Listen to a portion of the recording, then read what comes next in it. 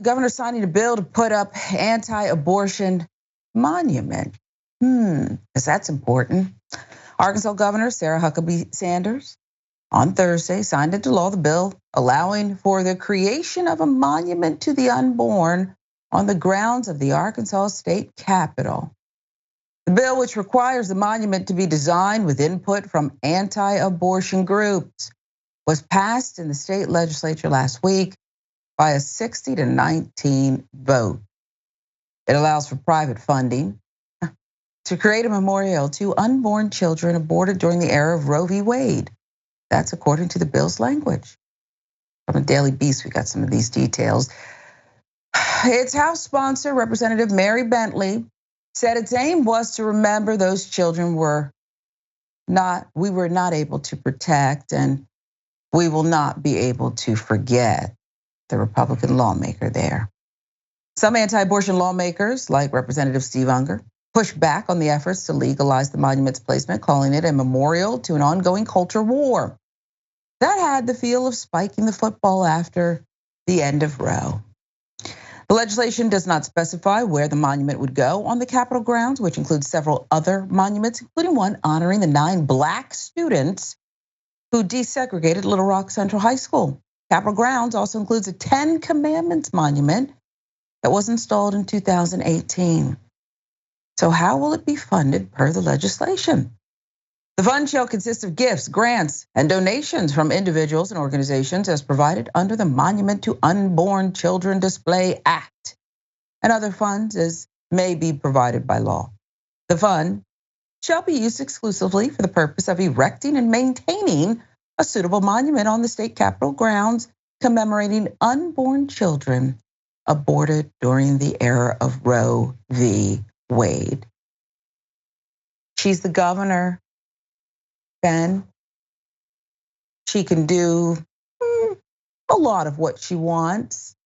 And this vote, 60-19, to me that says you need to interact with people who don't look like you and don't think like you, even if they're not going to change your mind. But I want you to react to the pressing need for this first.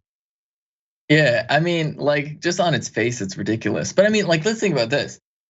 Like, something around at least 2 million people have died because of coronavirus in the United States since the pandemic started.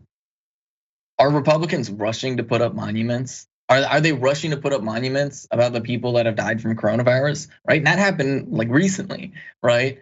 Like this, and look, the reason why, like, this is a whole right-wing pipeline. This is a whole right-wing pipeline. It's really important to understand. The most extreme right, like fascist propaganda, a lot of it is directly targeted towards like mothers, like new mothers. And this is a huge, huge problem because, like, rightfully so, there are a lot of people who are like, I'm scared, like I want my kid to live in a safe world. And these fascists, they come in and say, yes, the world is unsafe, this, that, or the other thing. Oh my goodness, look how terrible all of these things are, right? And like one of the reasons why they latch onto abortion as an issue and they talk about like abortion is because the victims by definition cannot speak for themselves, right? It is the perfect, most uncontroversial, like victim that you could possibly find, right? There's no fetus that has committed arson or anything like that. There's no fetus that is actually secretly racist or something like that. It's literally just a fetus, right? And so they turn it into this image of these like perfect, sweet, innocent babies. Ooh, look what they're doing to babies. Oh my goodness gracious.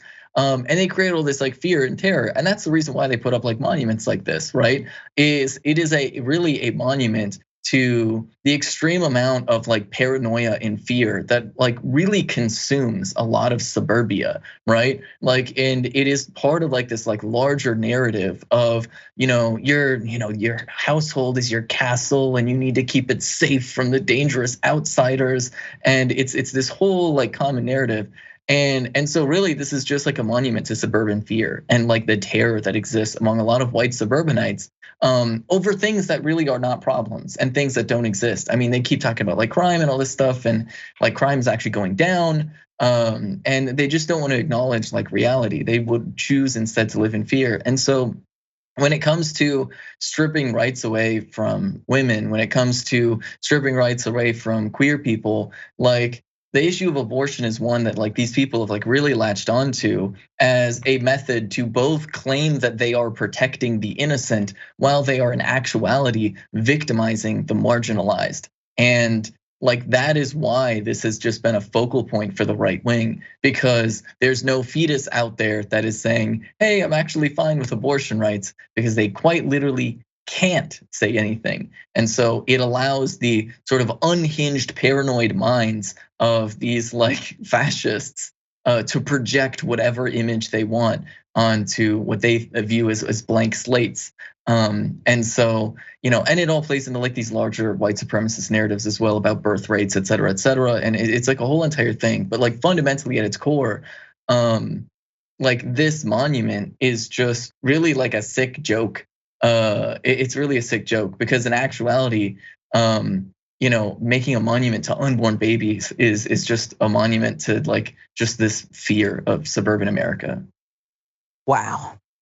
And to think that another Huckabee will use all that and run for president one day.